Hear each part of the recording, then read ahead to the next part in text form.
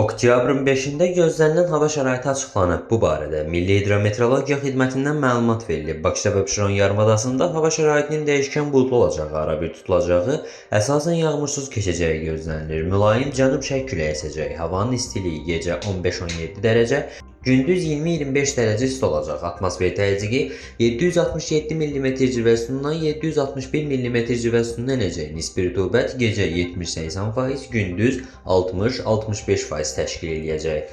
Azərbaycanın rayonlarında havanın əsasən yağmursuz keçəcəyi, bəzi yerlərdə arabir duman olacağı ehtimalı var.